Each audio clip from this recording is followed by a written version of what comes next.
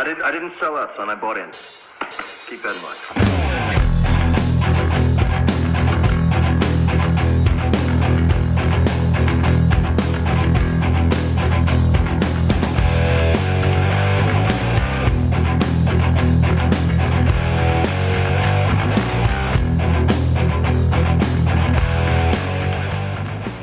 Welcome to the Independent Characters, episode 278. This is Carl. This is Josh. Don could not make it this time. Scheduling's hard. Yeah. Who am I going to be mean to? I was told I'm too mean to a Don. You can be mean to me. I'm not. It's hard to be. You know what? You know, maybe I am a little mean to a Don. I only tease the people I love. So that's right. You know, I like to give a Don a hard time. He's easy to give a hard time to. He can give a hard time back. And he takes it and gives it back. Yeah, so I could take part of our fun banter. That's right. What fun would it be if we just agreed on everything all the time, Josh? I don't know. Let's find out. We'll find out this episode. Yeah. So anyway, this episode is sponsored by John Tumbles and MPVG, which is the only name we have for you in the Patreon. Most player valuable gamer. I like it. I don't know, but yeah, that's what I'm going with. Yeah. Yeah, I'll stick with that. I'm not going to iterate on that. That's great. Yeah, thanks again for your Patreon support. If you want to find out more about the Patreon, you can go to theindependentcharacters.com. There's a link at the top for our Patreon information, so you can find it there. In this episode, kind of a two-piece episode. Yeah. I wanted to talk about the Maelstrom Mixer, which I went to a couple weekends ago now. And Travis was there as well, from Southern California, from Life After the Cover Save. Our good friend Travis. Yes. I'd say that like, oh, he's from Life After. It's like, no, we hang out all the time. Like it is like a thing. Like I'm going down to we Southern don't California. know him from the show. We know him. We know him, and he's part of the show. And then after we talk about that, we were going to spend some time discussing the new cards and kind of play style thing that's going on there. So little campaign card system. Yeah, the campaign previewed card for 11th system. edition. Yeah. I was kind of really interested in seeing what that looks like. So we'll go into that too, and talk about how that like affects narrative gaming and what's it called? The Dominatus Deck. Yeah, that doesn't roll off the tongue very well. It's the faux Latin. So we'll get into that and probably just a little bit more. But first, let's go into Elite Choice. Yeah, sounds great. Why don't you go first? Because I picked mine second. Okay. Yeah. I chose Force B. Yeah. And they have some exquisitely painted orc boys. Right. These are phenomenal. The post itself was talking about using AK Interactive's matte varnish and how matte it is, and then how you have to like go back and make your metallics shiny again. Oh, because it just dulls them all because the way it really dulls down the metallic shine. But just like these orcs look the business. Like they're serious. They're really well painted. There's something about just how they're rendered that just really jumped out to me. I don't know if you saw my note below your post of this, but like the skin on the orcs is fantastic. And then the checkerboard pattern and the weathering on it. Yeah, it's just it's all exquisitely painted. And I do really appreciate the super matte on that. The super matte varnish that has been applied to this. Yeah. And then metallics get a little shine. Fantastic work, dude. Yeah. These look amazing. They look amazing. First off, I want to say congrats to Cobenite on the new baby. Oh, He said it was going to impact his hobby progress a little bit this month, but congratulations. I was going to pick that as like the hobby progress, but I'm like, I don't know. I can put a picture of his kid up. So congratulations. And then I chose Bean King. Yeah. And he did 2 squads of Assault Marines. And it's like a homebrew chapter. I think it looks fantastic. There's something about this color. That's a really cool paint scheme. Yeah, it's like a really cool kind of off purple paint scheme with a cool chapter symbol. Like I think the whole thing looks good. I think it came out fantastic. Scorpion, I'm guessing. I can't really tell. But I don't need to know. Squid. Yeah, I don't know. But it's cool. So Bean King, let us know a little bit about your chapter here, because I'm interested to know more about them. But they look fantastic. Yeah. They absolutely look fantastic. I like the Martian base too. Yeah. So, all came together very good. Hobby Progress Challenge is going strong. By the way, if things haven't been counted. Like Shell is a little bit behind. She's trying to get caught up. All of our travel and stuff had some impact there, but she should have that up to speed pretty soon. Don't panic if it's not if your stuff's not in there at the end of the it'll all be counted month. Before it's done. Make sure it's there before the end of the month. Like a couple days into the new month, if it's not counted, then feel free to ask, but like give her a chance to get caught up. So, especially towards the end of the month where everybody starts delivering, that's when she tends to get a little backed up.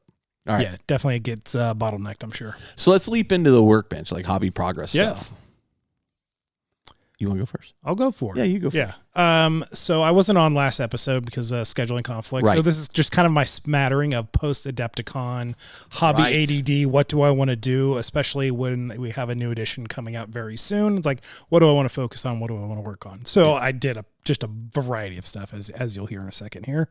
So the first thing I did was built a unit of adepts that I picked up at Adepticon for StarCraft. These are Protoss adepts for a StarCraft miniature game. For ire. Which a group of us in Santa Cruz are very excited for. So we're starting small, but we'll go for it.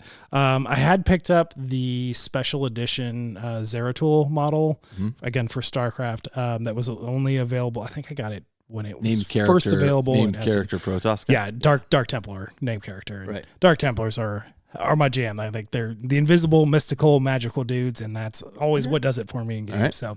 So I picked him up as soon as he was available, way before Adepticon, but just finally got around to building him because now the game's coming. You got your stuff. Yeah. A bunch of us in Santa Cruz are also doing a tale of 5 warlords instead of 4, as we are trying to grow some excitement for 11th edition 40K locally in our immediate scene.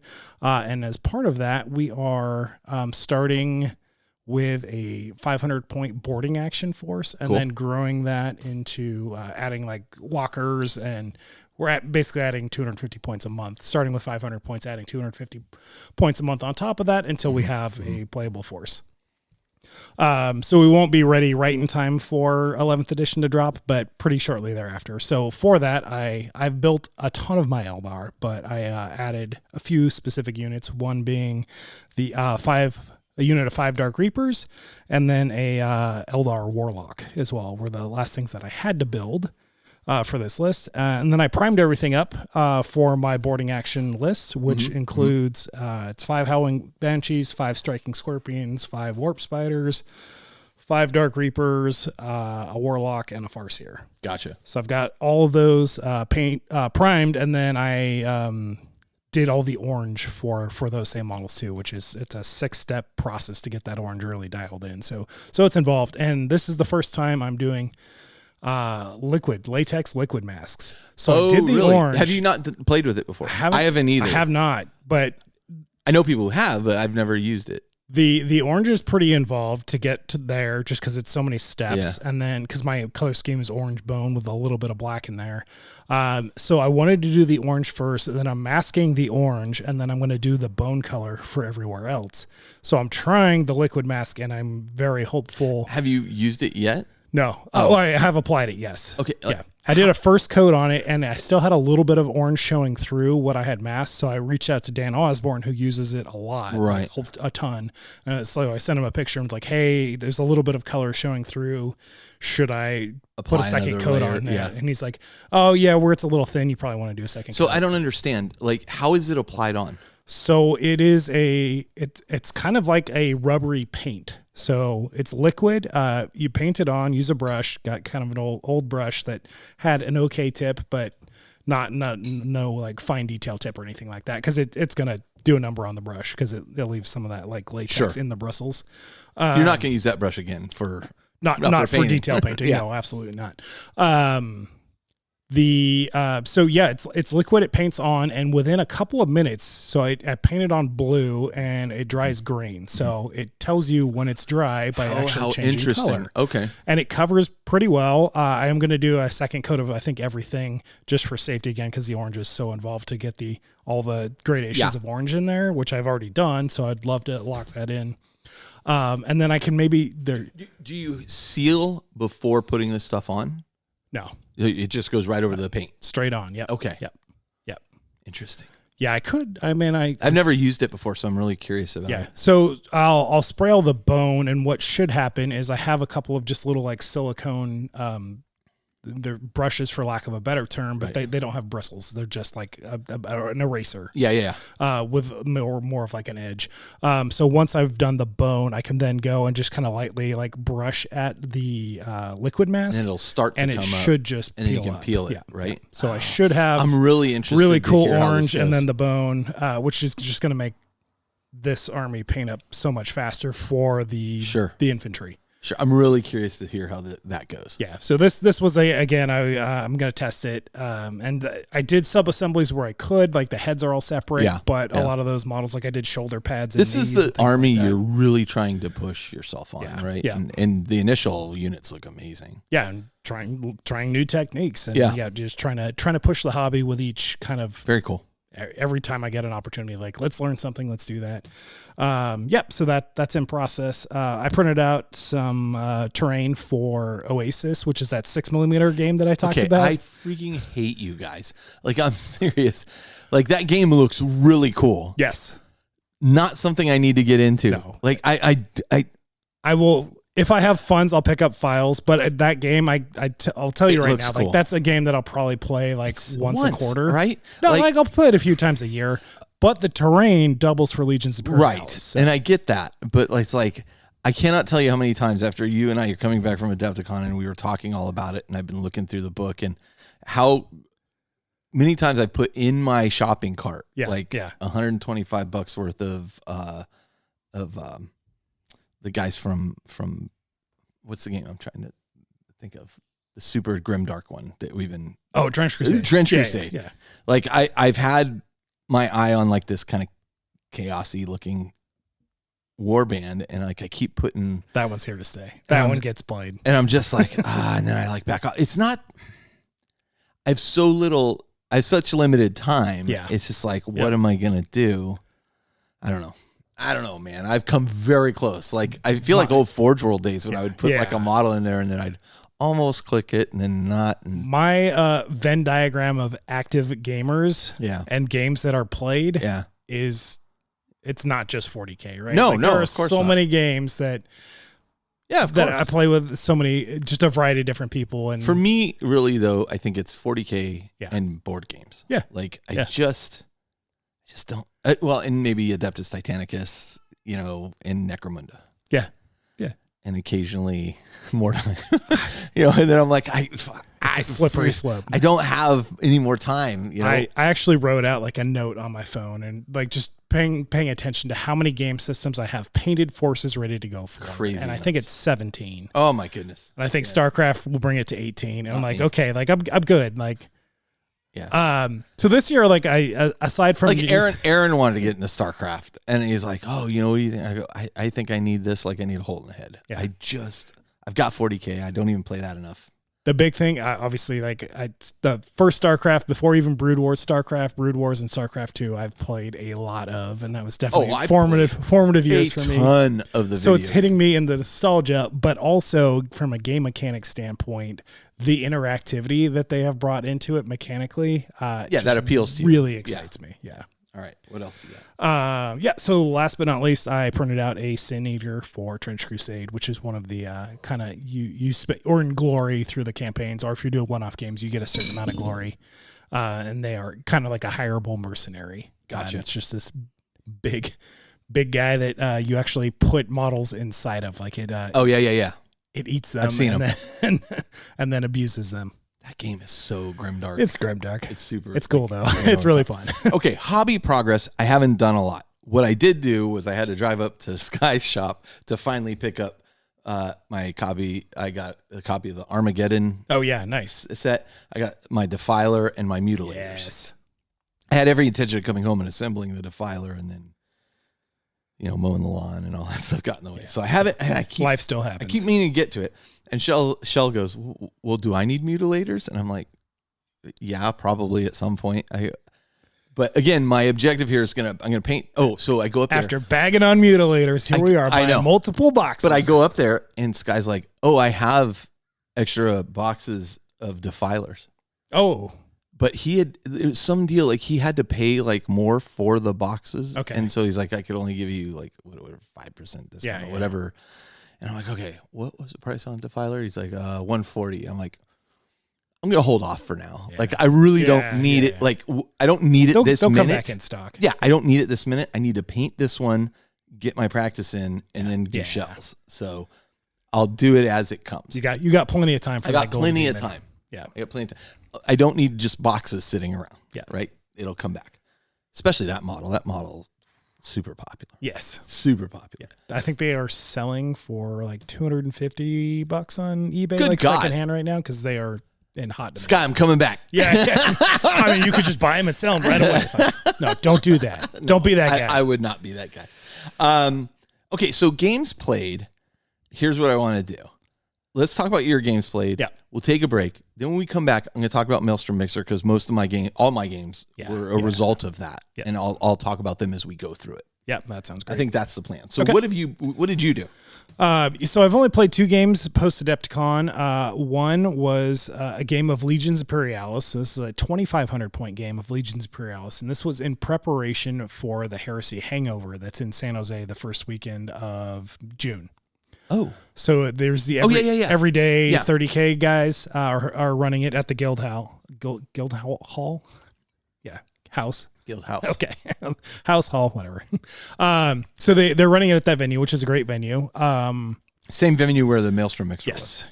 Yeah. So I am participating in the Legions Imperialis part of it, but they are also doing a full-blown just Horus Heresy 28 millimeter weekend there. And so this is a 2-day event. A bunch of games are going to be played. They have their kind of unique format in that it's you are required to bring a Titan.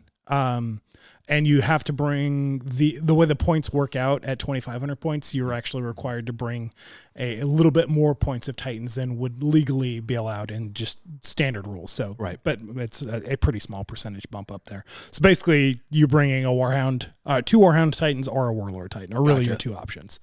Or Reaver. Reaver doesn't actually hit the threshold, so you need to do a Reaver and then some if you do. Gotcha. Like I'll just bring the Warlord. Yeah. So played a game with Ivan, and this was just I hadn't played LI in a while. Yeah, Ivan's a real good player, and they have changed quite a few things since the last time I played. Oh, really? They've actually done some rules updates for balancing and just like cleaning house. Okay. So I hadn't played since I'd played one game also with Ivan since that change had happened, but he was playing just a night household. Which makes it a very different game. So this was our first, he was playing his Emperor's Children. I was playing my Thousand Sons, which is an absolutely beautiful looking game. His Emperor's Children are incredible. Dude, the guy's a good player. He paints super good. Yeah. He plays Golden Demon for his. Yeah, he's got two Golden Demons and finalist pins. And this guy. Yeah. Hate him. I mean, I wish I was a jerk, but he's a nice guy. I know. That's the other problem, man. Both him and Craig. Yeah, I know. So we played a very fun game. I was definitely rusty and hadn't played with all the new changes. So there was some tactical mistakes were definitely made that it was a great like learning and refresh game since it hadn't hit the table in a while. But I love that game so much that I'm hearing you lost. I definitely lost. I definitely lost that game. And it was great motivation reminder I'll flip back to Hobby Progress here. I've been working on for a while about 25 new tanks for Legions Imperialis because they came out with a ton of new stuff. Yeah, they did. End of last year. Yeah. So I've been just chipping away, building, then undercoating, and then priming. So I have all the red done on all those tanks, and I just need to do one Mastodon, which is the super heavy transport for that. So I need to paint one Mastodon in the next couple of weeks. Nice. To be ready for that. That's event. nice. So, yeah. That's nice. And I have a couple list options, like if I have time and I can paint a bunch of stuff. Has Adon gotten into... He hasn't done Adeptus Titanicus or Legions Imperialis, He right? has Titanicus. Does he? Does. Oh, yeah. Okay. Yeah. All right.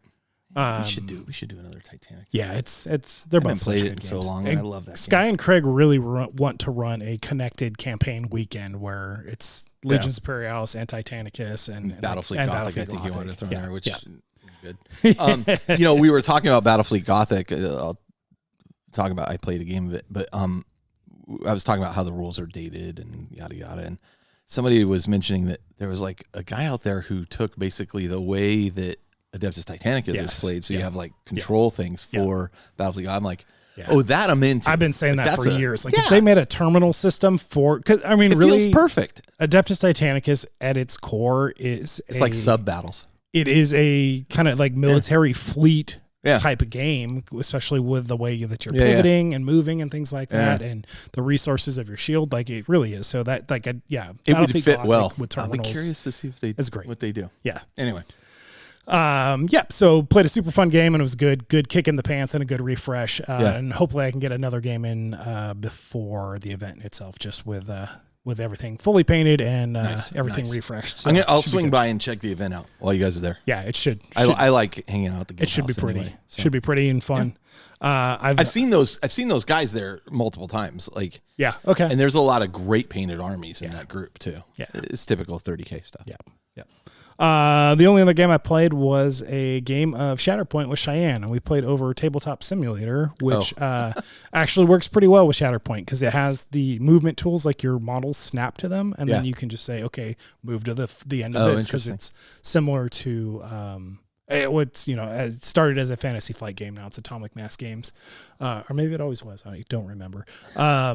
But they use movement gauges, and you can move anywhere along that gauge. So you can just kind of drop a model around there, or you can tell it to just go the full distance. And it's for Tabletop Simulator, it's a very clean execution of it. And Cheyenne had only played a learning game at Adepticon, so it was his first kind of. He was more interested in learning more. Yeah, he wants to play more games. And just you'd played it a bunch. I've played a bunch. Yeah. Okay. So it was a fun time. Yeah. Aaron's getting into that. Yeah. Good for you. It's a fun one. Yeah. Good for you. All right, so let's do this. Let's take a short break. We'll come right back, and then we'll start talking about the Maelstrom Mixer and the games I played there. Sounds great. Be right back.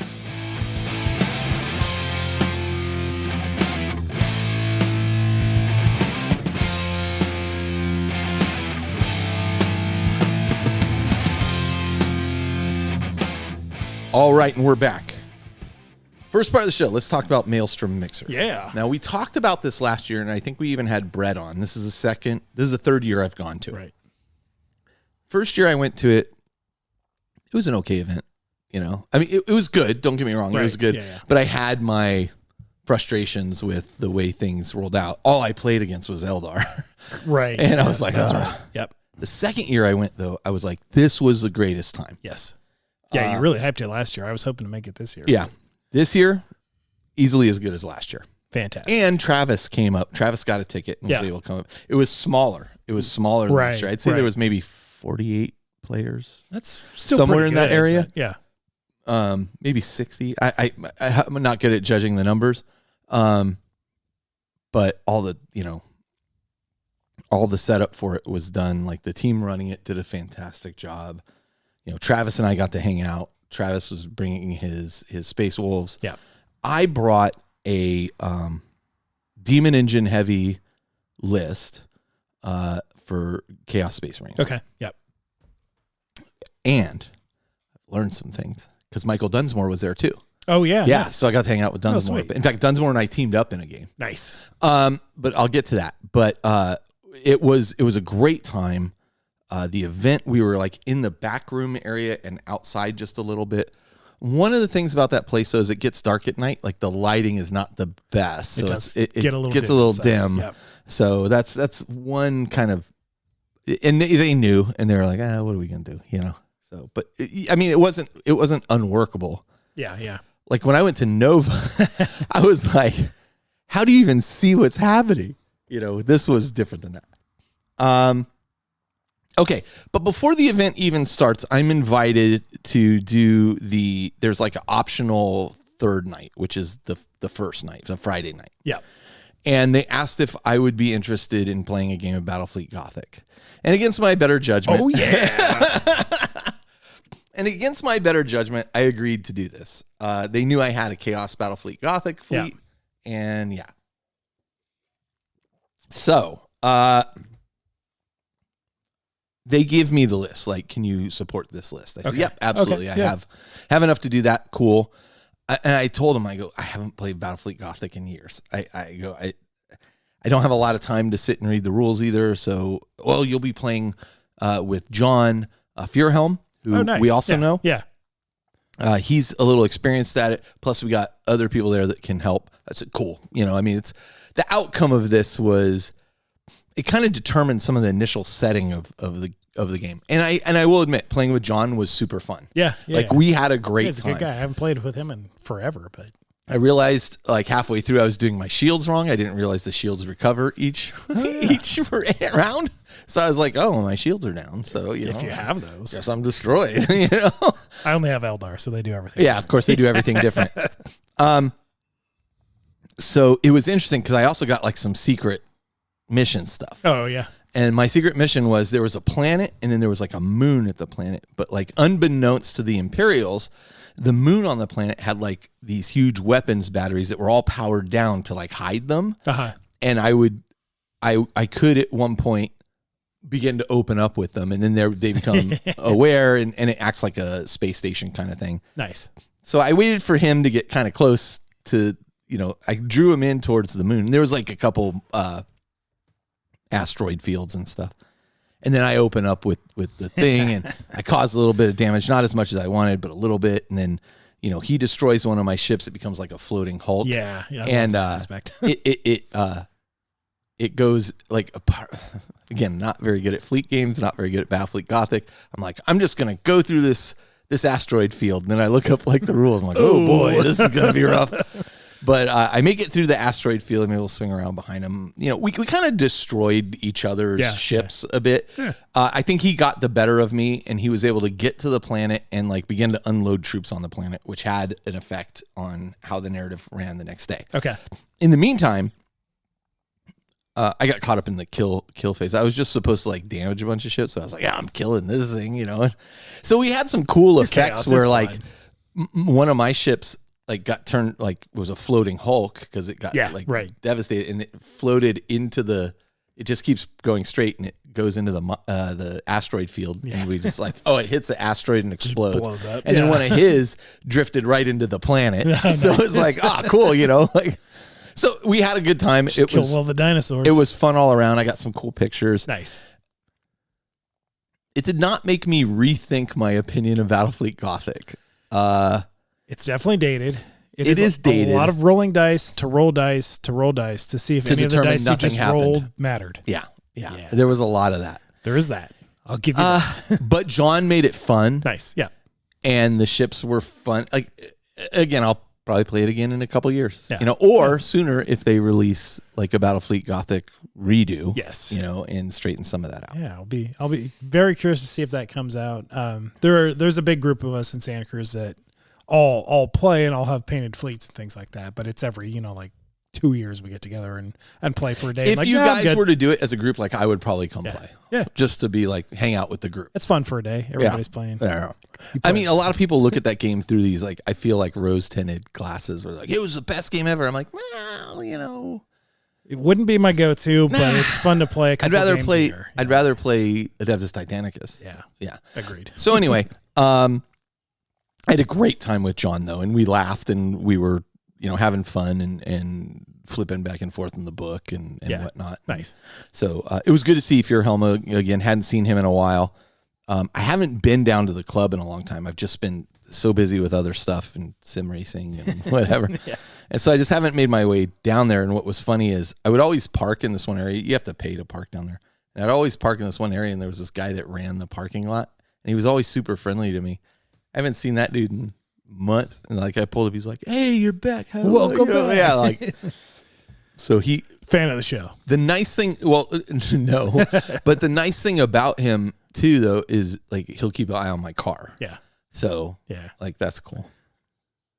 Anyway, all right. So first night, Battlefleet Gothic, had fun, came home. I think Travis had come and hung out a little bit too while we were playing Battlefleet Gothic. So I come home. Nice. Day one, I head in early to the club, and now let me talk a little bit about what the Maelstrom Mixer is in detail before I go into. Scene. Yeah. So Maelstrom Mixer it's put on by Faultline 40K, not Frontline. Yes. Correct. Faultline 40K, which is it was a club I was part of when it initially started many years ago. Yep. It's a narrative focused gaming club. It's here in the Bay Area, California. It used to be, we used to kind of headquarters out of Mountain View. Now it's out of San Jose. It's kind of a local, so the Maelstrom Mixer is a local community run event. It's not a Games Workshop event, meaning like GW has no hand in it. Correct. Yeah. It's just these guys who are like very passionate hobbyists who are all about, it used to be all about narrative gaming. There are guys in there who like to go to competitive games. That's fine. Like, but it used to be entirely focused on narrative. Right. Yeah. Now the Maelstrom Mixer is entirely focused on the narrative. But at its core, it's kind of built around 3 pillars: narrative gaming, immersive terrain, and themed armies. They want to take good pictures of the armies on the terrain and be able to put them up, and the visual showcase events. The visual and the tactile part of it is a big part. And those aren't just like their marketing language. Like that's like really, it's enforced, by design and how they approach events. So, how does this compare to like the Flex event we ran at Adepticon? Well, the Flex event is just a general kind of garage gaming. Yeah. In a tournament environment. Garage gaming at a con. Yeah. And so what I would say is this is smaller. It's more intimate. It's we had about as many people as we had at the Flex, but you're spread out and you're kind of doing your own things in a single day of the Flex. Yeah. It's not a tournament. Like I can't be more clear about that. Yeah. The missions you get are not even fair sometimes. I'm going to tell you, here's a spoiler alert. I lost every game I played. I had a great freaking time. Fantastic. I had a great, I left going, can't wait to come back next year. And it's Travis, the total way. And Travis was like, I am definitely coming back next year. Fantastic. Not to bury the lead. Like it is a great experience. These are not standard missions you're playing. They're not standard points levels. There's not necessarily balanced armies sometimes. It's just not necessarily a symmetrical, like when you're playing a mission, you'll have a different objective than I necessarily have. Yeah. And then there are larger objectives for the overall theater of war that's going on. So again, it's the philosophy behind it is the scenarios are asymmetric. Winning isn't the point. If you had something super tragic happen or something super heroic happen, you called somebody over, they noted it. It got mentioned in the break. That's not to say like people aren't playing hard. They are. But the focus was really the story, and I'll explain how tell the story and have cool things happen. Yeah. And I definitely noticed like the interesting thing is when you come across a player that's like a tournament player at an event like that, like they kind of stick out a little bit like a sore thumb. Like you get a sense immediately like, oh, I see. Like your army's beautiful. Yeah. You're clearly a good player. You're missing the bigger point here. And it's not like, don't try to win. It is, but it's just like, come on, relax a little bit. Let's come play. Do the smart thing and there's do the fun thing. At a narrative event, I would always recommend embracing the fun thing. I think so. So we'll get to that in a moment. Okay. So we would typically play 1,500 point games. Okay. You had a half hour before your game to adjust your list based on the mission you chose. Oh, interesting. Okay. And then team games were 1,000 points per player. Yep. With not shared resources. Okay. So let's talk about how the missions are distributed. Yeah. Basically what would happen is all chaos guys would be here and we'd have like a captain, unofficial, like, hey, you're going to take all the missions and like, you get them handed in a folder. It says like top secret on it and all this stuff. And then, they're like, okay, here's the 6 missions or so that we have to choose from. Who wants to do team mission? Like 2 of these are team missions and 4 of these are solo missions or vice versa or whatever. Who wants to do, team mission, blah, blah, blah. I said, okay, I'll do team mission first. Like, let me just. It's a good way to warm up. Yeah. I mean, a 1,500 point mission is great because you just kind of like can slam through it super fast. Yeah. Like I can play a 1,500 point game very quickly. Yeah.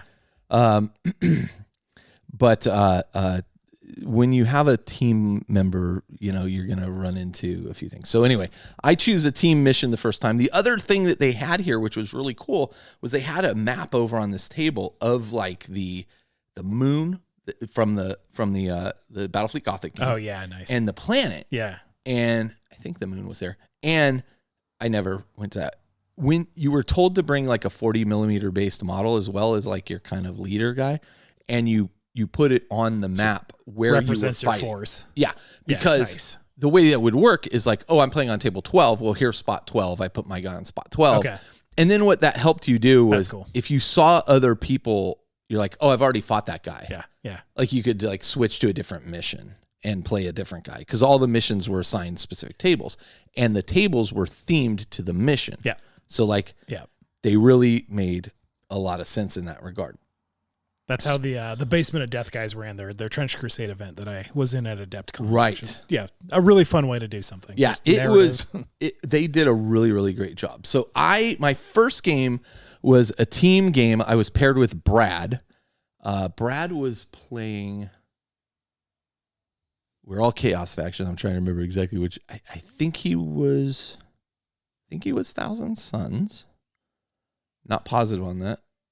And we were playing against Wes, who was playing Genestealer Cult, and Matt, who was playing Tyranids. Oh, okay. Yeah. Now, the Tyranids had been... It's a fun thematic pairing. Yeah, the Tyranids had been, like, kept... were being experimented on. They were, like, kept in a facility and being experimented on, and they had broken out. Yeah. A la, very strong alien vibe there. what was the Imperial Armor book?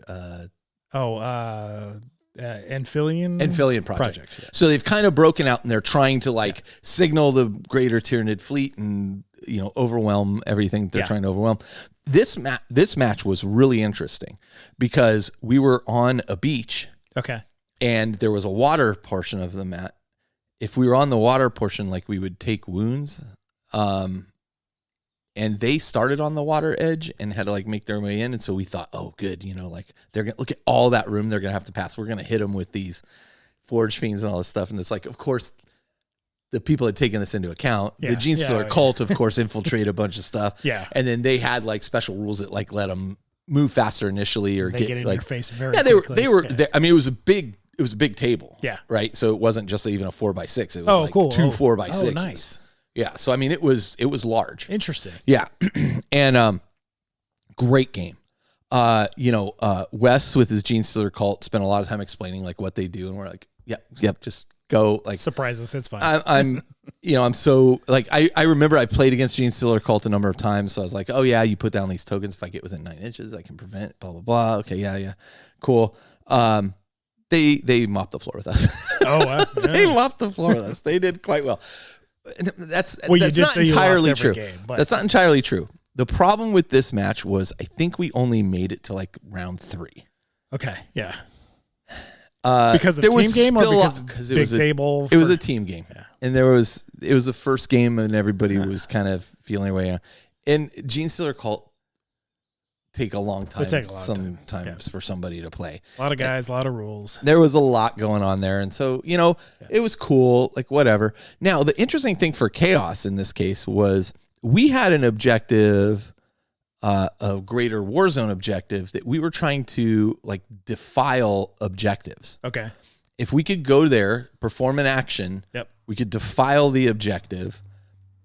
Which is funny because the Imperials could bless the objective. You could both do it on the same objective and both achieve the result. But for every objective we defiled, and I talked about this last year, we got a bead. Yes. Right?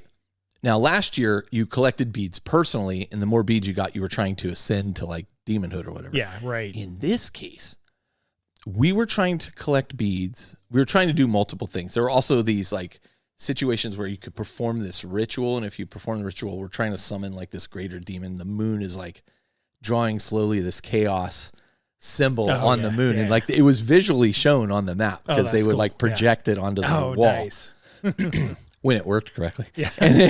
And then but by defiling these things, we were collecting tokens because not only in this, there were 4 Titans in the theater of war. My Reaver Titan that Caleb painted, which I got back from Caleb and found that I had to do a bunch of repairs on it. Oh no. It happens with these models when you move them around. Yeah. There were 2 Warlord Titans and then 1 Warhound Titan. 2 of the Titans were Chaos. The other 2 were Imperial, but we were corrupting them. And Okay. meanwhile, the Imperials were trying to uncorrupt it. Like they were introducing this code that would like wipe out everything. And The Ungeons. yeah.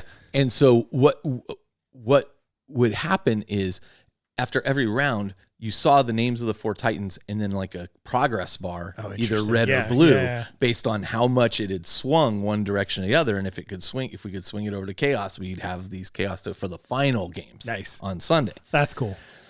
And so I think it was late Saturday.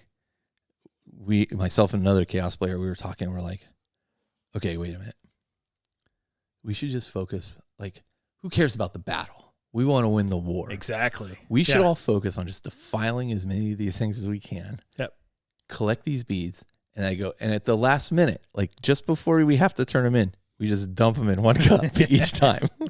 And so that's what we did. And we actually were able to take one of the Warlord Titans by the end of the weekend. Like our plan worked. Yeah. And then it all fall apart as it usually does with Chaos. But so this game went on. Thus far, with your BFG and what you just said there, I'm getting very much like the mustache twirling Chaos vibe. We were having a great time. We were having a great time. I'll get you next time. So round 1, I have that team game. Brad was a great opponent. Like my 2 opponents were great. They were all friendly. Like, and you'd play these guys and then you'd see them throughout the weekend and talk to them. So it was super cool. Nice. Round 2. So we go, Travis and I go get some lunch. We come back. It's time for round 2. I play against James and his Voton. James is a very good player.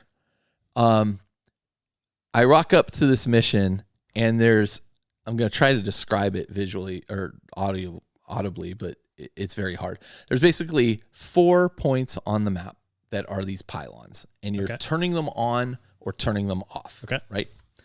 You're trying to damage the thing in the middle. And the only way to damage the thing in the middle is to have pylons that are counter to that thing. So in each corner, both be switched on. Okay. And if you have them both switched on, it like sends electricity between them, whatever, damaging the thing. Okay.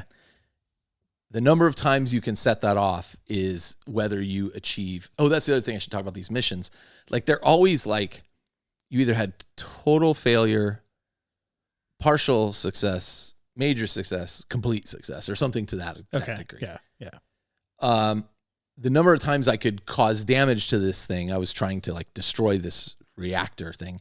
Because I think this, if I remember correctly, this was the thing that they were trying to use to like upload this code or what have you. Okay. To try to cleanse the Titans. Yeah. For every time I could cause damage to it, it would get me closer to a better success. I did not do it once. And here's the thing. First off, James played very well. Like the one moment I was about to do it, he's like, and my guys turned this one off. I'm like, no, you son of a, but it was funny because like, I think Brett walked by and he's like, yeah, we should have play tested this mission just a little more. Like, I was like, this is very hard. Like, this is hard to pull off even without somebody turning it off. Yeah. Because I have to be over in his deployment. Maneuverability makes a huge and take actions. Yeah, and it was just like, this is incredibly hard for me to pull off. So I failed that. Taking actions, you're not shooting. And I do corrupt three different locations. Yeah. So, okay, got so 3 beads in the cup. And this is what we talk about when we talk about like pivoting to like, well, look, I'm not going to win this mission. So what I am going to do is I'm going to help the greater war effort so that I could go back to them and they're like, how many beads you got? I'm like, I got 3. They're like, right on. Nice. You felt like I accomplished something, even though I would have liked to have gotten at least like a minor victory, like just fire it once. Yeah. But I could not pull it off. James played very well.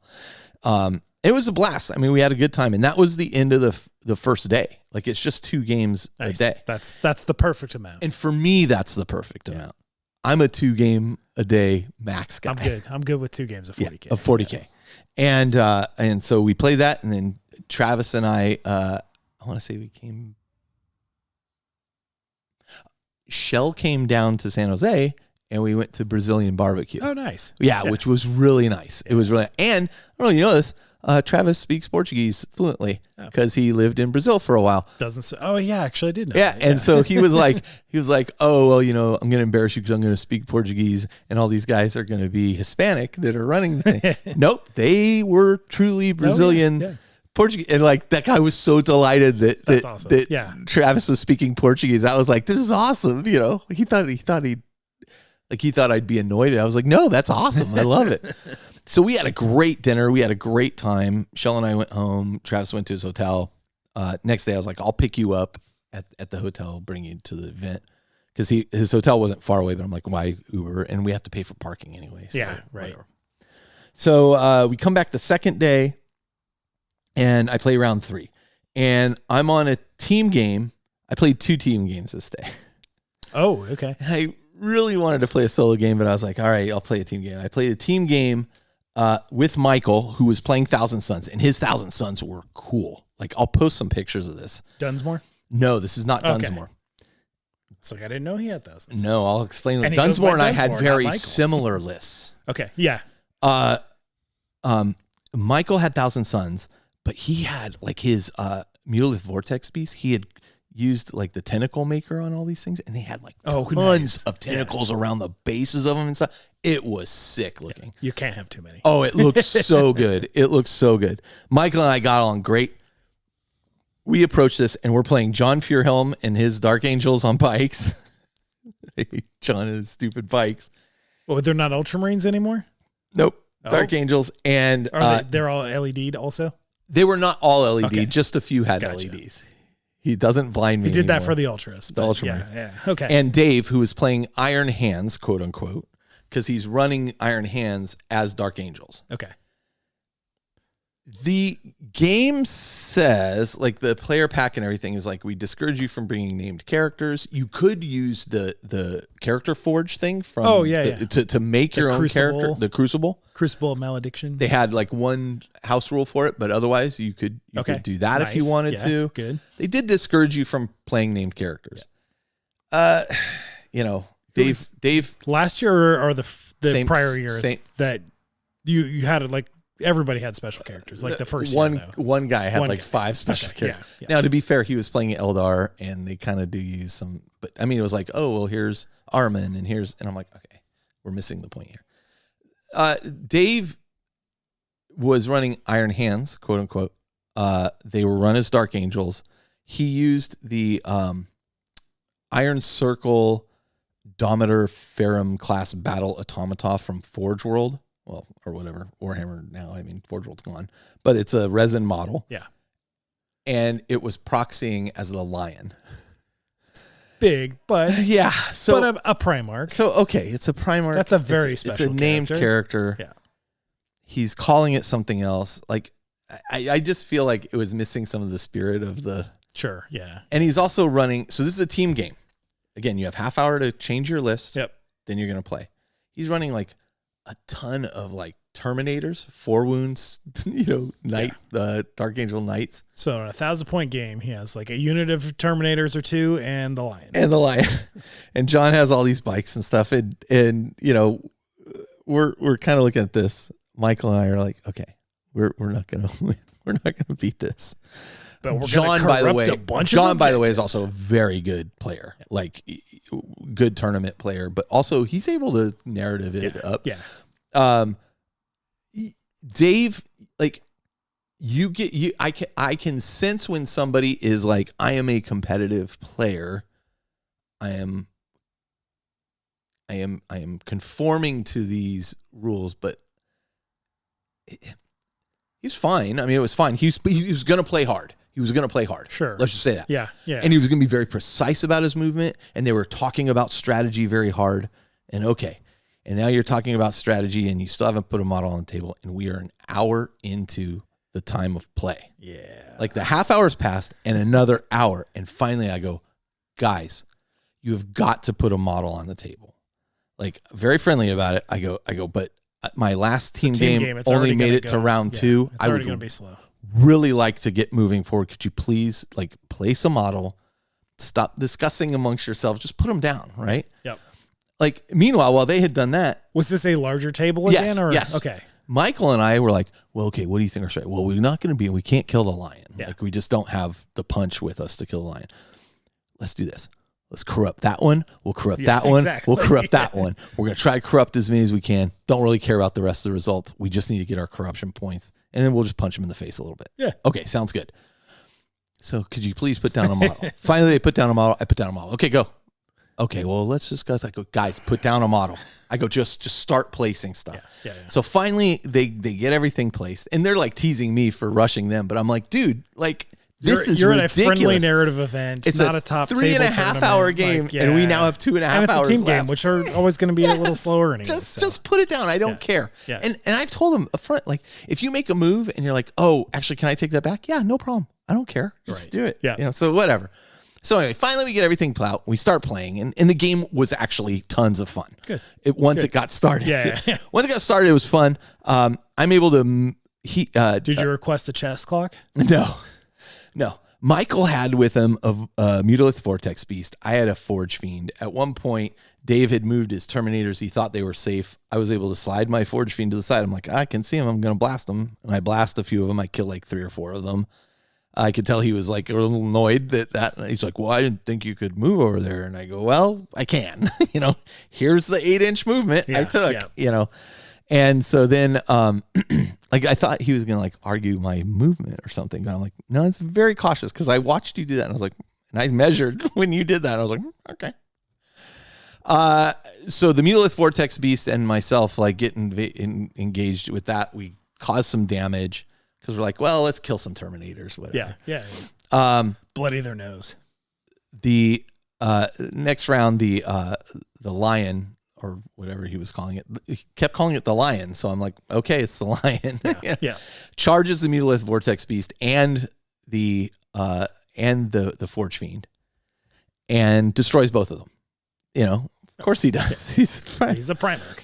But the funny thing about this was we also had these cards that we had gotten because of what had occurred last round. And we had these like volatile fuel in our things. And so now we would explode on a 5 or 6. Nice. Both of them explode. Yes. and we actually end up causing like 4 wounds overall after everything's said and done to the line. 4 mortal wounds. We're like, all right, good. Yeah. We did some wounds. I'm happy. Pyrrhic victory. Yeah, it was Pyrrhic victory. From that point forward, like we were able to, they couldn't stop us from at least getting off our corruptions. They won the mission overall pretty handily. But we did get the corruption points we were after. And then every time the lion would engage with something, I'm like, yeah, I'll just pick those up. Like he's dead. Hey, the lion charges these 5 Legionnaires. Yeah, why don't I just pick those up for you? Like don't even bother rolling. So, we did get through that whole game though. Cool. Because we were playing super quick.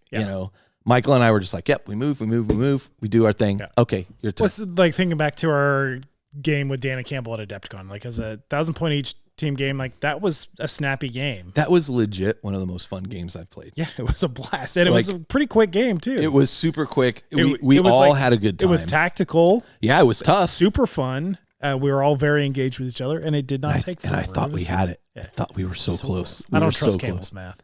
No, I think he's using that new math. Yeah, that's new math. But both these guys' armies look great. It was fun. We had a great time once the game got going. Yeah. And I very much appreciated them being good sports and having fun. So then round 4 rolls around. Again, myself and Travis go off to lunch. And I think this time, like, we even drove somewhere. And this is what I was talking about with the parking guy. Yeah. I'm like, you don't have really in and out privileges. I'm like, dude, we're going to go grab something and I'm going to come right back. And he goes, yeah, just go for it. So I'm like, all right. I got a buddy there. Yeah. It was funny because like when Shell showed up, he's like, your husband is the nicest guy ever. She's like, what have you done to this guy? I'm like, I have that effect on men. It's good. You didn't even meet him on the internet. No. Wow. So the fourth charm's game, in person too. Okay. So this is a 4th game. This is it. We've corrupted the Titan. Nice. And so the table is set up where there are 2 Fortress of Redemptions on the table. And then on our side are 2 Titans. Yes. One is a Warhound and one is my Reaver. Okay. We are not running them as that actual rules. Sure, like there's special rules for the mission where each round we are shooting one of the towers and anything caught in that line of sight takes, X mortal wounds or whatever. And, there's two directly across from us and our 2 Titans are directly across from them. Nice. Yeah. And then Dunsmore's like, there's no reason we have to shoot the ones directly across from us. Let's shoot the diagonal ones. I'm like, oh, I wouldn't have thought of that. Here's where double up on it. I was so glad Dunsmore was playing because I'm running Forge Fiend, Mauler Fiend. I think I was running like 2 Forge Fiends, a Mauler Fiend, 2 Venom Crawlers, couple squads of Legionnaires, 5-man Legionnaires. Yeah. And I'm like, I move forward with my Venom Crawler and I shoot. Okay, I get 6 shots. And Dunsmore's like, you get 12 shots. And I'm like, what are you talking about? I go, it says 6. He goes, he's got 2 of those weapons. I'm like, oh my God. This entire You've time. been shorting yourself a whole weapon. Entire time I've been playing Venom Crawlers, I've been shorting myself. So then I looked, was it the same with close combat? No. But I was like, that's funny because in the game you and I played before Adepticon, I was like, those Venom Crawlers like melted my infantry when I played against Dunsmore. And they didn't do a lot. That's why. When you played. You know what else? Because helps? you were having your dice and you were rolling total dice. And you know what else helps? Your Warpsmith. You know, he can heal something in D3 wounds when he's near. Yeah, you know what else he does? You pick a model he's near, and he gives it +1 to hit.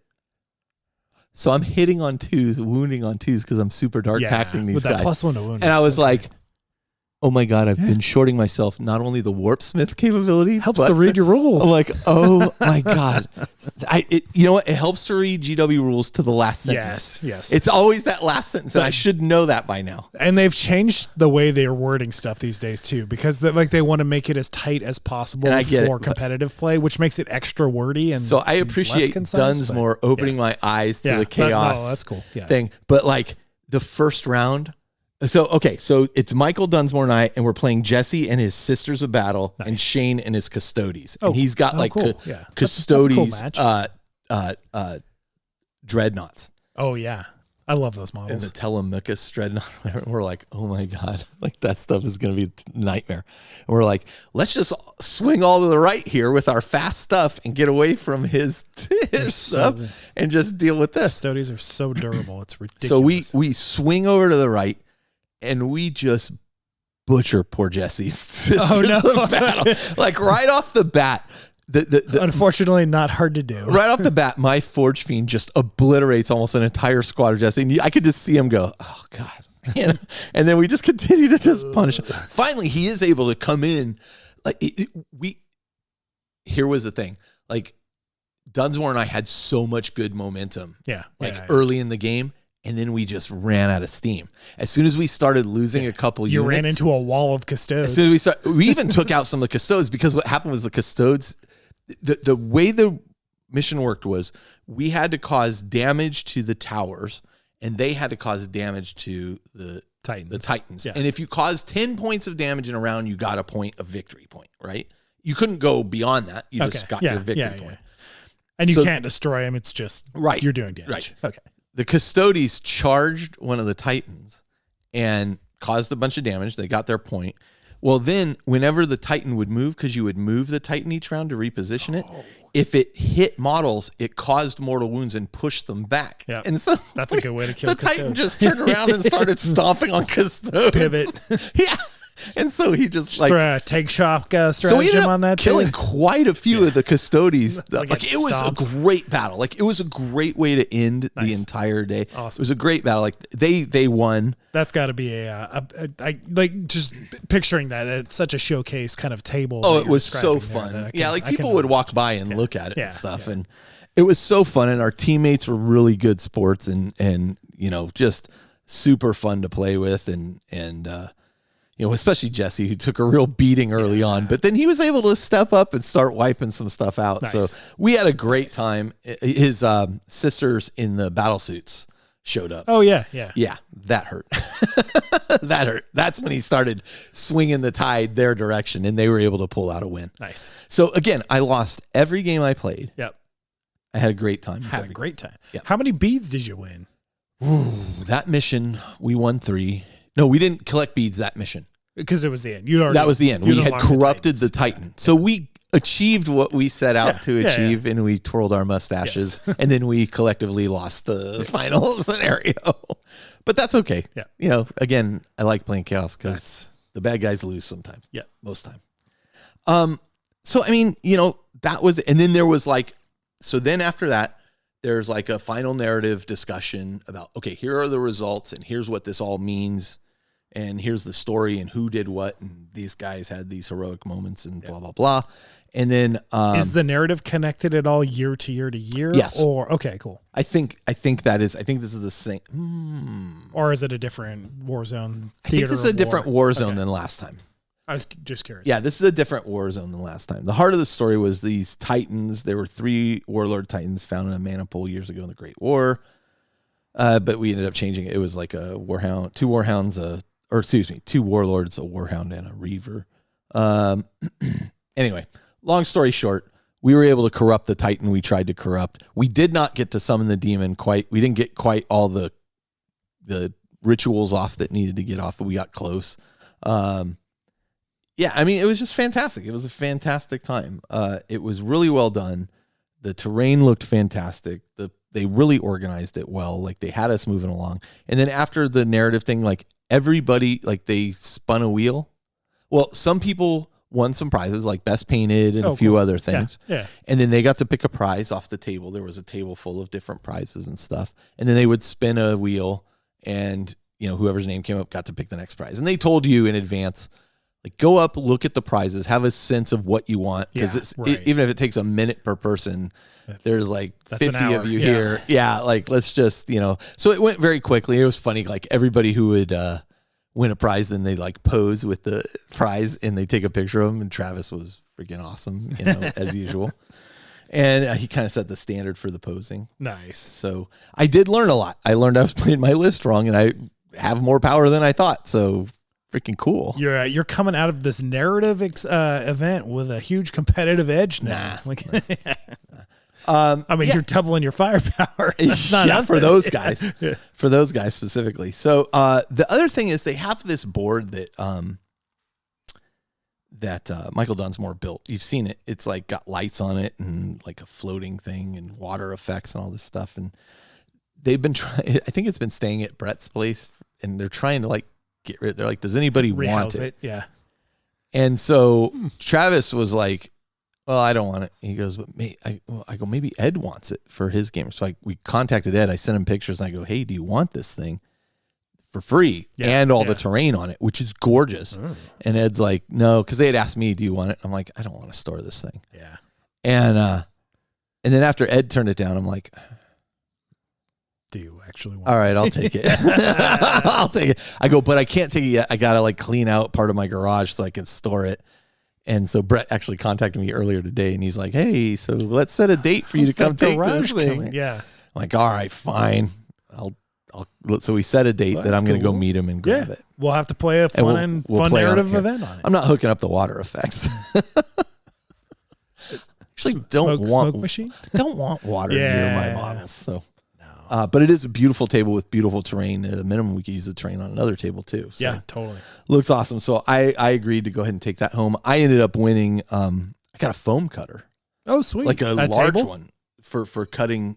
That was what I won. Yeah. So I cut foam and all that stuff. So I was kind of. It's not a hand cutter, but you like an actual table. Yeah, it's like a tool that sits down and you move the. That's awesome. Yeah, so was super excited about that. I've been wanting to get one of those. Well, I have one you can borrow. Sweet. So I mean, look, great job by the team again. I definitely want to come back next year. Travis wants to come do it again. May is always my busiest month. We got it, and you got to be like I can get in there. Johnny on the spot. Like most of the tickets got taken up by club members. I need to finish my club membership. Also, I did one of the trial games because you have to do two, but I haven't been able to get over there for a second one. I had a great time. The other thing that I got this Titan. This Reaver Titan for Adeptus Titanicus size Reaver Titan. Bryce painted up to try to match the Titan that Caleb painted. Rad. I'm going to show it over to you. Yeah. So you can take a look at it. And he did a great job. It's just a couple triangles, you know? Yeah. Oh, yeah. That's pretty sweet. He did a really good job. I was so excited. And he wrote, I think he wrote on the bottom, thanks for loaning us the Titan or something. It's on the wrong size base, though. Yeah, I know. It's supposed to be isn't it supposed to be an oval? An oval. Yeah. But that looks awesome now. But it does look good. That's sweet. Yeah, I was pretty stoked. It was really, really sweet. And these were all like out on the board, the control board each time. So I did see Bryce's mini Titan. Yeah. That he made he painted one to match his his full on Forge World. Yeah, his Hierophant? No, Bio Titan. Yeah. Is it Hierophant? Hierophant. It is a Hierophant Bio Titan. I don't remember. I think which that's is which. Anyway. Yeah. So speaking of Bryce, like there were a lot of great painted armies there, and I don't know who won best painted, but quite honestly, Bryce's Tyranids are absolutely stunning in person. And now that he has completed that Bio Titan as well, it looks so good. That's a good centerpiece. He has done such a good job, and the detail he has done on the carapaces is just fantastic. So, I mean, just everybody got a prize at the end. They went to a lesser degree as you went further and further down the thing. I think Travis took, he got a case, like a magnet case. Oh, yeah. To carry. Sweet. Like, that's what you need. You got tableware cases. So, tableware case was perfect for this kind of event, too. Yeah. It was not so crowded that you were like butt to butt with people. It was a fantastic venue. Nice. You're going to have a really good time there. Yeah, I am looking forward to it. Yeah. So that was it. I mean, that was the event. I learned a lot from it. Not just, again, I think they're really onto something with this secondary, overall objective. And it allowed us to say, look, this looks like a match that we are woefully underprepared for. Let's focus on the bigger picture here. That immediately makes winning the game less important, right? Totally. You have now there were important objectives. There were important things, like if they won that mission, they got to upload the code or what, Sure. There were still consequences. You're incentivized to it, for winning, but for sure. But it's not all about it. Yeah. Yeah. So it was a great time. I had a ton of fun with it. That's fantastic. I'm very much looking forward next year. And I just want to say thanks to all the folks that put that together. Brett did a great job narrating the whole thing. I keep asking him, when are you going to actually play, as opposed to this. So we'll have to have Brett over for a game day. Yeah, he's a new sounds dad. Great. So, all right. Yeah, I'll do it. So let's do this. Let's take a short break. We'll come back and we'll do part 2, where we start talking about the Dominatus deck. All right, be right back.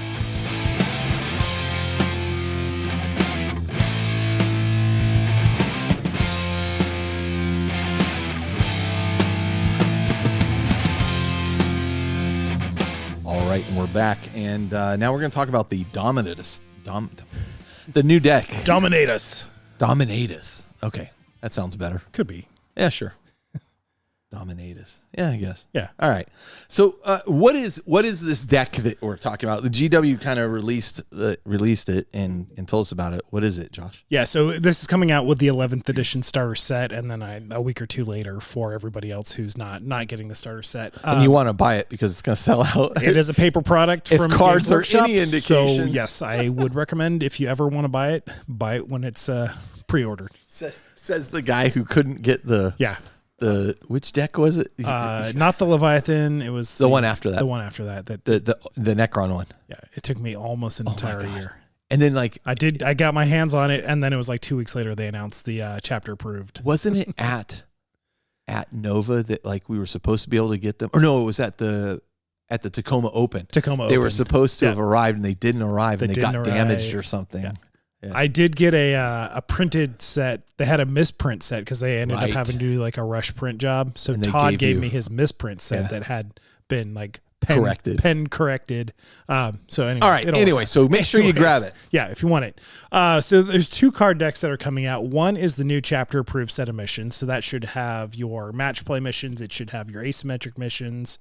And then the other set of cards is the Dominatus deck, which is a campaign card system. So rather than using the old kind of Forge World campaign systems or something like this, or Crusade, which we'll get into probably a little bit more later, they are now leaning into this. It's really designed to be a campaign in a weekend. So you're probably going to play about 6 games that are connected. Yeah. And it's using this card-based system depending on you choose an alliance very similar to Crusade of what you want to do. 2 or 3 alliances. There are 3 alliances in there. Yeah. There are the Liberators. I'll pull it up. Liberators, Raiders, and Oppressors. Yeah.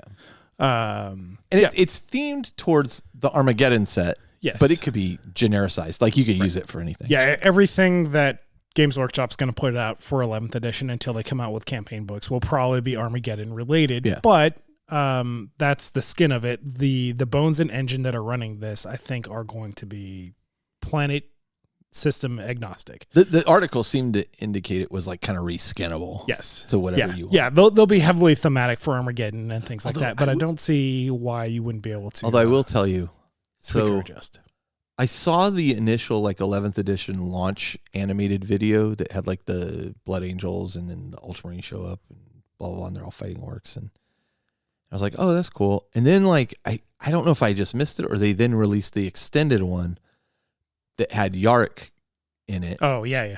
Was that like an extended I think that came out first. Because I did not see that. Yeah. And like when they were like showing Armageddon and describing it, I was like, oh, this is pretty cool. Yeah. Like, I like the way they visualized it. Yes. So I'm like, all right, let's play on Armageddon a little bit. The 10th edition trailer I really enjoyed too, where it's like, we've done this, we've done this, we've done that this. That was a good one. This. And this is not enough. Not enough. Like, and then Yarrick, where it's like the other guy's like telling them all to flee, run away, abandon your post, all hope is lost, and Yarrick executes. So I think that's cool, and I think that Armageddon makes a cool setting, but like anything, like we could do this wherever you want. Yes. Yeah, I imagine the system. Obviously, we don't have the cards in hand yet, so we can't confirm or deny anything specific.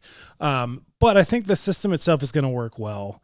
And whether innately you can modify that or with some very simple, you and your buddy that you're playing with, just some minor tweaks, can make this work to whatever system and terrain that you have.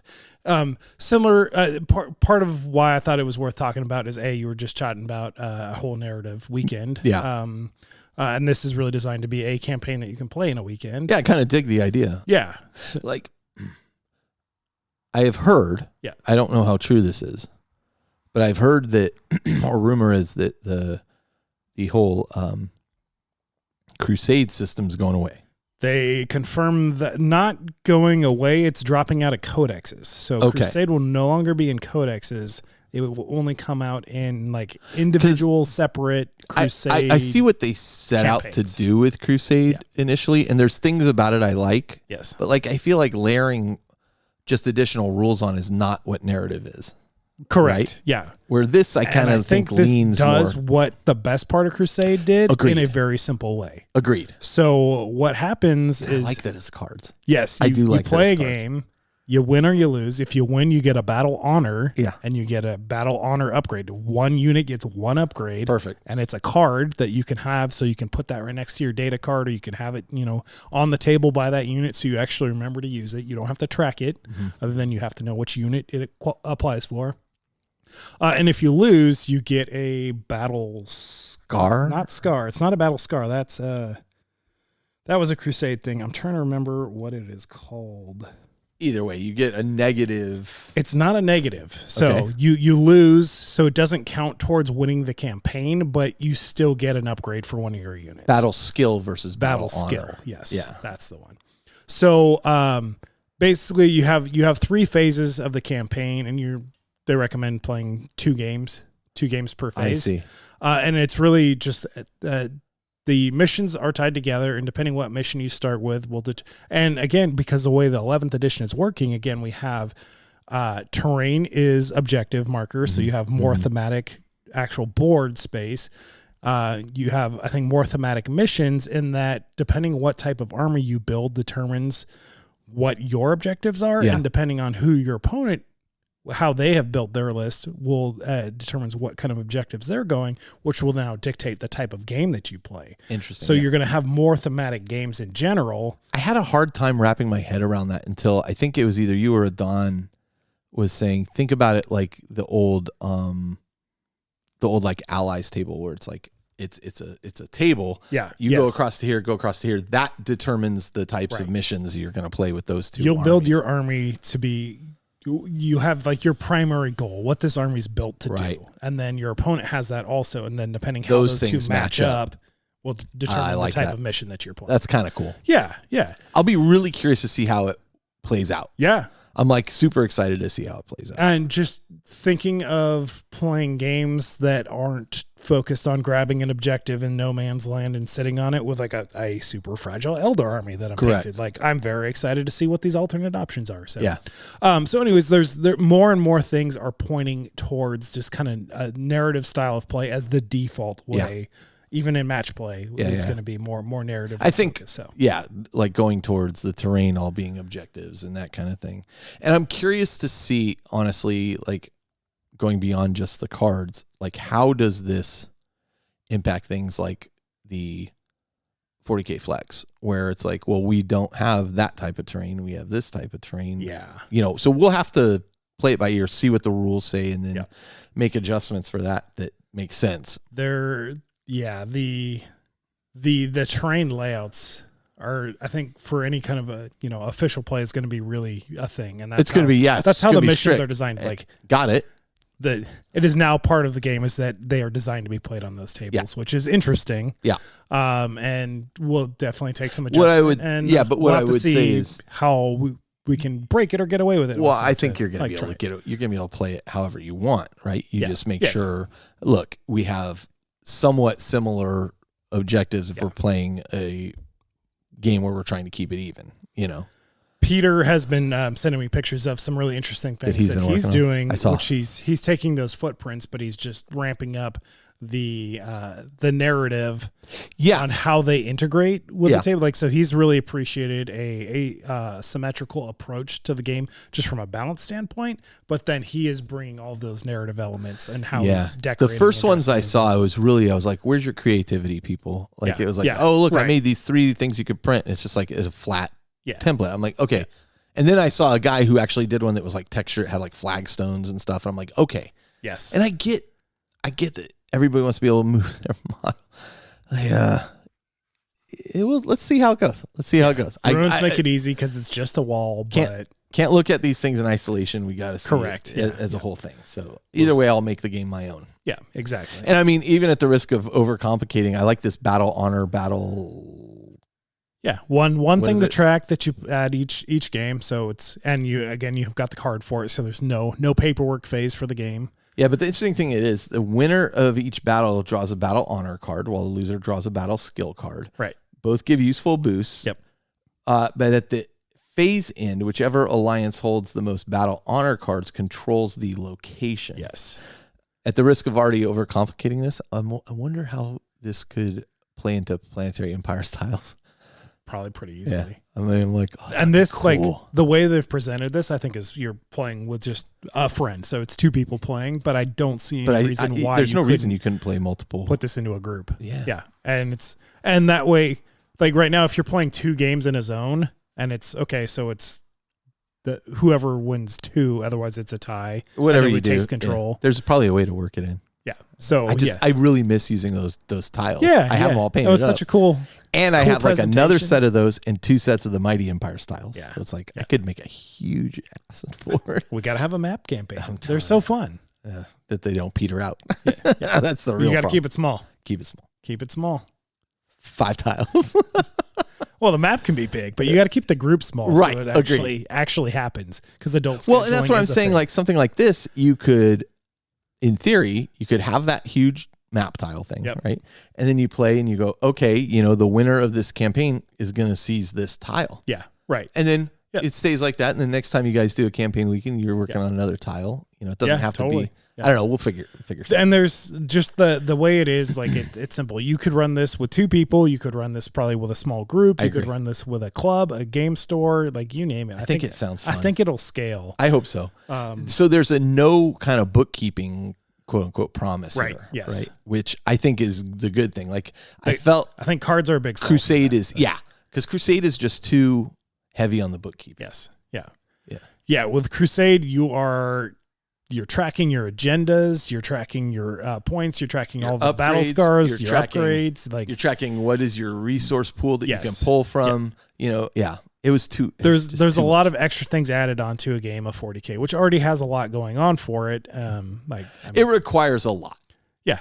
It requires a lot and a real dedication to play. Now there are some aspects of it I really, really dug. like I really liked the whole like collecting Blackstone and like, I thought that was pretty cool. And how to spend them, and I thought that was pretty cool. I mean, I also like really crunchy games like Necromunda and Adeptus Titanicus and Legion Superiors. But I think the difference there is that like a game of 40K takes significantly longer than that. Yeah. And then,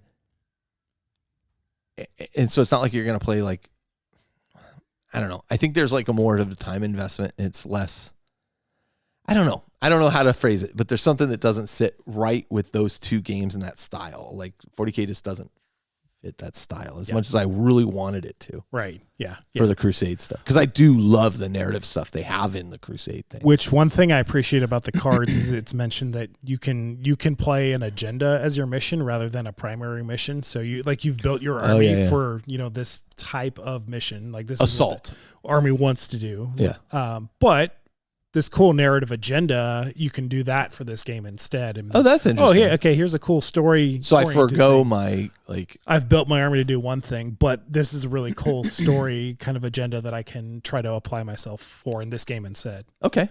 So it's got some flexibility built in there. And I think here's the other thing. I think this will keep like one team from rampantly running out of control. Yes. Like, you're not going to have a unit that's just like so built up. It's right. Now look, everybody gets a bonus every game. Justin's win or lose than everybody. Yeah. Win or lose, you get a bonus. Yeah. I do like that. And they're probably, I'm guessing they are significantly different types of bonuses, but I do like that even if you lose, you get a bonus. I mean, one of the problems with these games, as well as Necromunda, as well as Mordheim, is you get that runaway effect that like you have in like Call of Duty, where it's like, win more. Oh, I get a win streak. So now I get a airstrike, and I get even more win streak, and now I get a, it's like, oh my God, where does the pain escalates stop? Quickly. Yeah.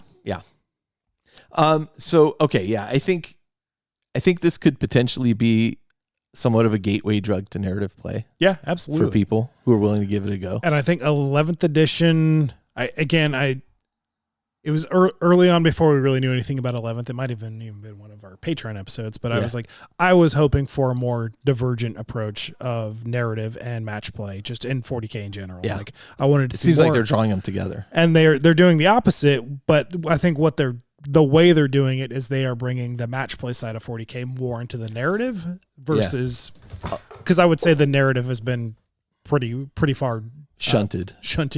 It'll be interesting. Well, and maybe this is a smarter way of doing it. Yeah. Like giving it some thought. Maybe this is a smarter way of opening eyes to different ways of playing. I don't know. We'll have to see how that works out. I wonder if they throw in like optional things, like some rules are like, some games will be like, oh, this is such and such, but optionally, if you want to go for a more narrative approach, you do X. Yeah. One thing we talked about this. So there's a new chapter approved deck coming out with 11th edition, and I think they will still have the asymmetric missions. Yeah, for sure. I wouldn't want them to get rid of them. Which to be definitely, or like let's tell that story. Let's do a narrative, and hey, one of these is a great way to kick off a campaign. Yeah. I agree with that. The other thing we were talking about, how you can reskin it to be whatever, but this one's Armageddon. The fact is, I'll bet GW releases additional packs that are themed towards the world or area you're fighting on. Like, why wouldn't you? Why wouldn't you? And when they said in the live FAQ they did last week, which they actually answered a lot of questions. I don't know if you watched that. I watched part of it and then I had to go. Way more candid and less guarded than GW of old would have been for sure, which was pretty interesting. I mean, there's still obviously, I saw questions get asked that they're like when's the next Primarch coming out? Like, we're not going to answer that question. They're all dead. Why do they always? Yeah. No, they came up. When's the next one? Well, you got Russ is already back. He's a tank. Yeah, you got, Dorn's a tank. It was pretty funny. Tank. Yeah. And I'm like, why ask that? They're not going to answer this question. Yeah. Like it gets asked every freaking event. Oh, when's the next Primarch? It's going to be off areas. It'll happen when it happens. Yes. Yeah. I think it's going to be Russ. No, well, first it's going to be, what's his name of the Iron Warriors? Oh, Ferris. It's going to be Ferris Manus. Yep. Then it's going to be Russ. That's my guess. I think Vulcan's going to get. You think Vulcan? Ooh, I think Vulcan's in Trazen's collection right now. Vulcan could be an interesting one. Yeah. Anyway, so I think you'll have kind of modular expansions to this where, you could do I imagine when Crusade comes out, because they said in that FAQ is where I was going with this, is that they are not going to do Crusade as part of codexes anymore, but they will do Crusade books similar to what they've done, which will be like a war zone and here's a narrative. And I wouldn't be surprised if they have a card set that just gives you more kind of play options of these type of campaign card options when they come out with a new Crusade like Warzone. Yeah. The one. No, this is a different topic, but the one thing, I mean, this is why, I don't know why I got focused on this, but this is why the guys at Faultline 40K shrunk down the event, and they literally had these forces, like these armies are not present at this event, so you can't play these armies. Yeah. And I think one was like Chaos Knights, and it's the right way. You could have a Chaos Knight in your Chaos Space Marine army, but Chaos Knights as an army weren't there. Yeah, and there was a couple others. And I was like, yeah, I get it. Like, and it leaves some people out. And it's like, well, next event we'll have those in, maybe. but yeah, the interesting thing is that you have like 3 factions that you can play here. And it's like, there's always like that one faction that's like, well, this doesn't really order, fit disorder, and everybody else. Yeah. Right. And it's just, I think that's just part of the deal.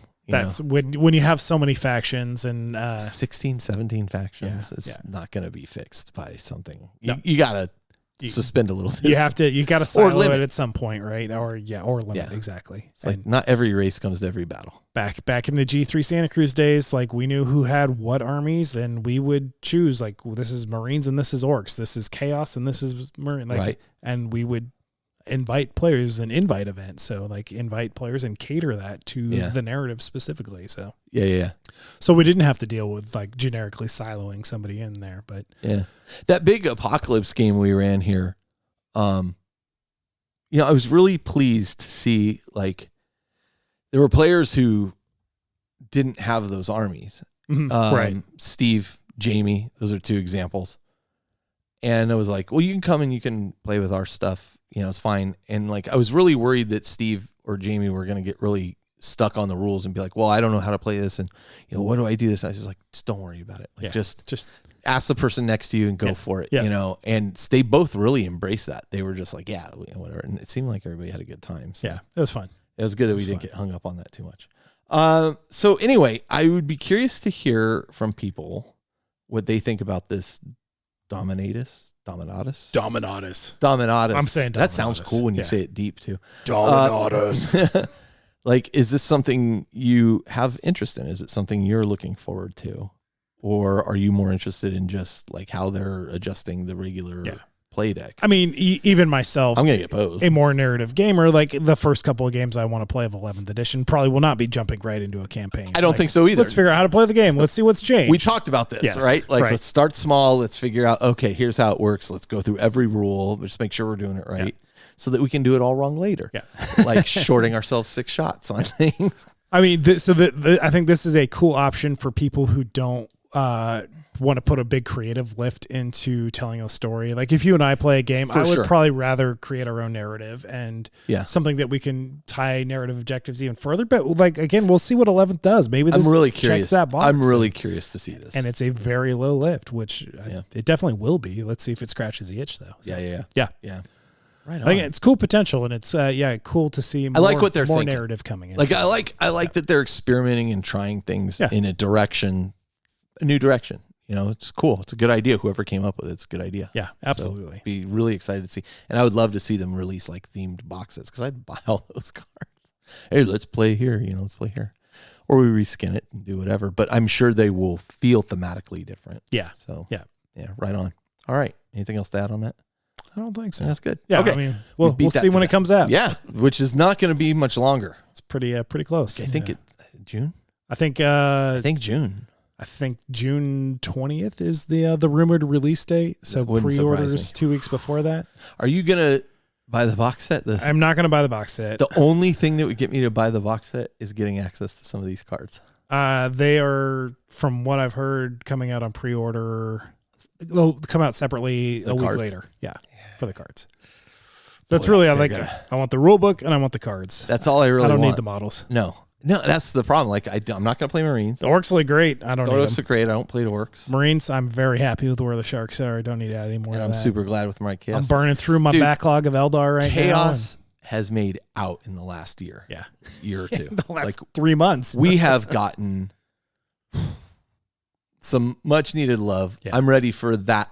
I'll take it as much as chaos stuff as you want to throw my way, but I'm ready for somebody else to get the attention for a while. So we'll see who that is. Eldar did very well this last couple years. Yeah. Chaos did very well. Eldar did very well. Space Marines always do well. They're always eating good. Orcs are looking like it's turning their direction.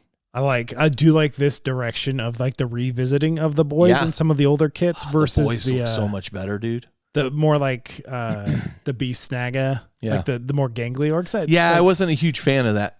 I like the aesthetic, but it didn't feel as 40K. It felt more Lord of the Rings or something. I am very excited with the new boys. New boys look they fantastic. look fantastic, and I think that army's gonna get some much needed punch up.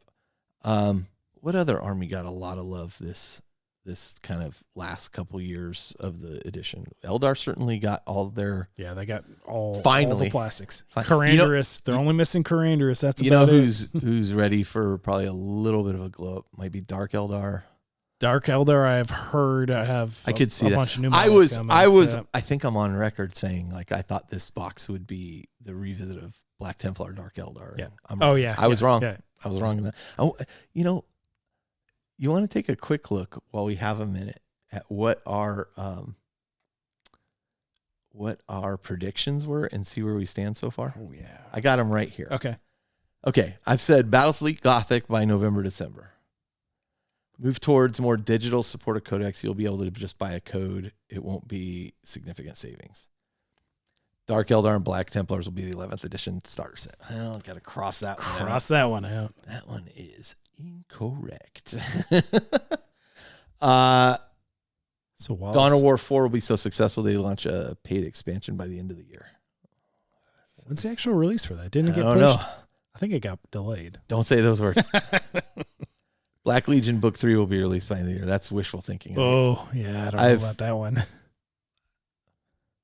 I know the writer, so yeah, I can't say anymore, but I don't know that we're going to see that.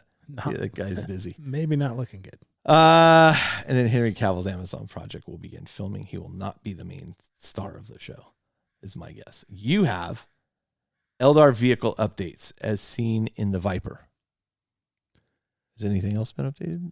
Not yet. Not yet. Okay. Yeah. Dark Mechanicum. Oh, please. Dude, I don't know if that'll happen this year, but I definitely expected this edition. Dark Mechanicum come out. Yeah. I'm in trouble. I think it's happening. I'm in trouble. There's been just more and more things narratively pointing that direction. Might have to sell off my sisters. Oh, you can't do that. I don't want you gotta catch them all. But Carl. I can't do that. Like I have to limit my armies.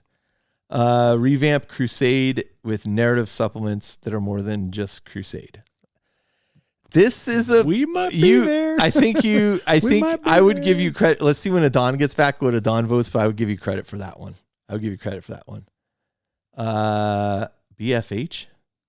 Battlefleet Heresy. Battlefleet Gothic. Yeah, we fully expect that to be Heresy related. Yeah. Boarding Actions 2.0.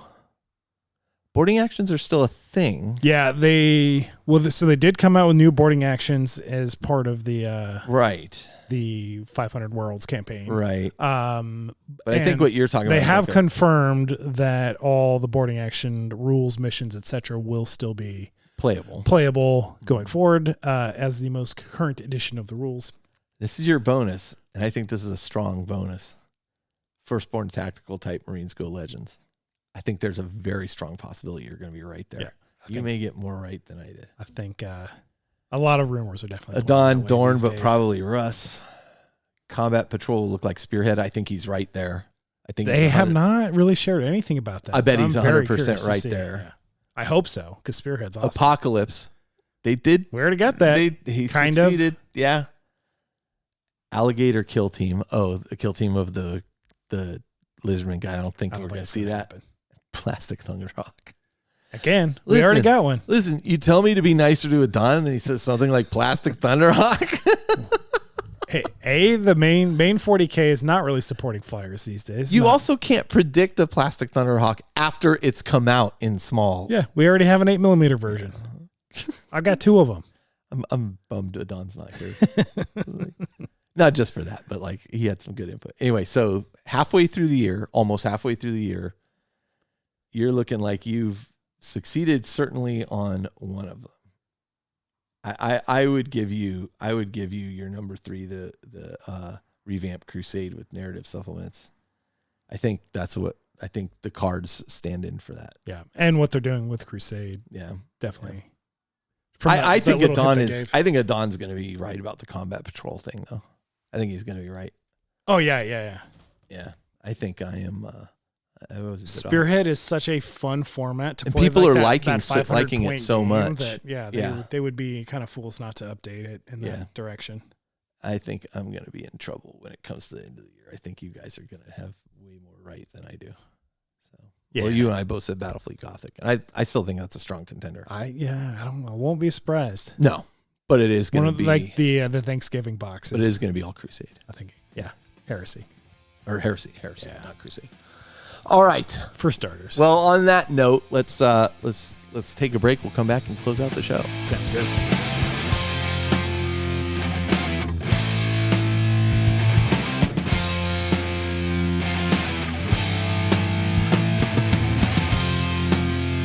All right, so we're here to close out the show. Josh, thanks for making the drive over. Yeah, I really appreciate it. I'm Always sorry. a pleasure. Sorry Adon couldn't make it. That sucks. What else have you been playing? Like, just real quick. Like, you been playing any board games or anything? No board games. You and Steph not playing anything? I have. Speaking of StarCraft, I have been replaying the StarCraft campaigns when I have a little bit of time. StarCraft 3? StarCraft 2. Or 2, rather. Yeah. There wasn't a 3, sorry. I was like, I've got 20 minutes. I can play a quick mission in the campaign. I own it. I just haven't played it. You want to try multiplayer? I've been doing a bit of the co-op with Ivan, which has been actually really fun. I'll play with you guys. Yeah. I'll install it. It's 2, but that's all I need. Another distraction. Yeah, well, I know. But the next thing you know, episode what episode? Episode 279. So Carl's bought StarCraft. Carl is into StarCraft. No, not gonna happen. Ships in probably. I don't think we're gonna get models till July, so I've got a little bit of time. Obviously with 11th edition, I'm very excited and gonna put as much energy into the Eldar as I can. I'm excited to see your Eldar. Man. And with our Tale of 5 Warlords going, like that's just so should we fuel to keep it going? Once it launches, should we just do like a 11th edition learn to play game day up at Skies? Yeah, let's talk him into that. Yeah, either down here or up at Skies. Yeah. I'm willing to drive up there for that. Your house is about as far away as his store is, and yeah, it's in so town. it doesn't matter to you. It doesn't really matter. I'm right in the middle. Shell and I have gotten back into playing Arkham Horror Living Card Game. Nice, yeah. And we're working our way through the Drowned City set now. What's crazy is, so Dunsmore has some like one-off cards that were like special cards that were released. You know, did he move back or is he still? No, he's okay. Yeah, he flew out for because he works for Atomic Mass Games. Yeah, yeah. And in particular, the Fantasy Flight division of it or whatever. So he was like, "Oh, if you want FFG, if you want these cards, like I'll send them to you." So I like messaged him the other day. Well, hey, about those cards, dude. Shell and I are super getting into it. So I was like looking online because there's a few expansions I don't have, like small ones. Yeah, I have all the big ones, but there's like these one-off game stuff. Like one's called like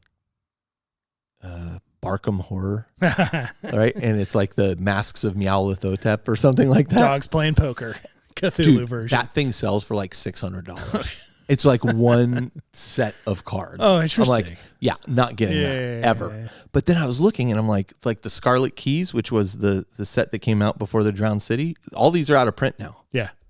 That thing's going for like $400. Short-lived. Like, you got to be kidding me. And so now they've come out with... How much is your briefcase worth? They've come out with a season... Thousands of dollars. Yeah, I'm telling you, like these cards, people are nuts for how much they're worth. We won't sell them. We really like them. I'm actually transferring out of this to some boxes I got. But like they now have a like season 2 thing of it now, or I don't remember what they're calling it, like part 2 or whatever. And it's like they've cleaned up the rules a bit. It still all works. All the old cards work with it. Yeah, nice. But it's like a new starter set. And so I'm bringing that down this weekend. I'm going down to Cheyenne's. I'm playing 40K with Travis. And then a narrative game that he set up. Nice. And then I'm gonna show some of the guys Arkham Horror Living Card Game. We'll play out of that a couple rounds. That should be fantastic. Yeah, it's 4 players. Shell and I love this game. Like, absolutely love it. But it has also caused us the most arguments we've ever had. Yeah. I don't know why, but now we are not. Like, I think we've become aware of what causes the arguments, so we're just like, all right, I'm going to steer away from that. But we really do enjoy the game, and so we've been playing through this campaign together to the point where she's not in here, is she? No, okay. No. Like, while I was going through Etsy to look for another storage solution, because this box is great and all, but You've probably outgrown it. Not really, but it's cumbersome. Like, I can't carry it anywhere. Yeah. I found this guy that does like the character cards and a couple like of the supporting cards, and he has like his own artwork on them, and they're like super stylized cards. Nice. Yeah. But they're all the same stats. Yeah. And so this is the character Jenny Barnes that Shell likes playing, so I got her one of those cards. Yeah. Sweet. And then one for my character, so that just as a this is cool. Yeah. You know. Little personal touch. They were like specialized. $10, $12 or something for a card, but I was like, she'll really dig this. So yeah, she doesn't know it's coming. That's why I made sure she wasn't in the room. Anyway, yeah. So I don't know why I got on that tangent, but you can leave us reviews. What you've been up to? Leave us reviews on iTunes. You can leave us reviews on your podcast app of choice. We really do appreciate that.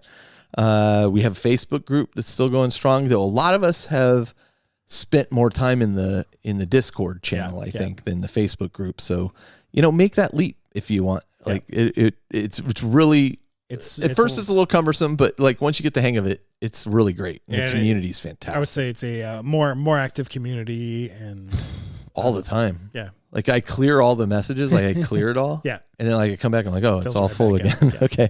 Yeah. I'm not on Facebook. So. But I love that community of people. Like it's such a supportive, great community. Yeah. And there's a bunch of different channels in there that you can talk to your heart's content about whatever your particular niche is. So even an F1 channel in there. Yeah. I mentioned at the beginning of the show, we have a Patreon. Yeah, you can explore that. You can also leave us voicemails. There's a link on our website at theindependentcharacters.com. You can click on that, leave us a 2-minute voicemail, play it on the air. Always great to hear your guys' thoughts and just be part of the community. Let us know what you're excited about 11th edition in particular for. Yeah, we'd love to hear that. Yeah. All right. I guess that's it. That's it. All right. Well, until next time, this is Carl. This is Josh. And we're coming to you from the Astronomicon, where instead of a table flip, I'm going to do a card flip. Oh, House of Cards, falling down.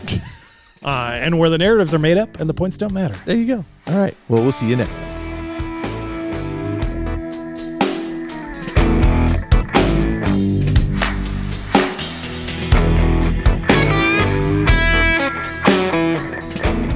This episode of The Independent Characters is protected by the Creative Commons license. If you have further questions as to its use, you can find information on the front page at theindependentcharacters.com.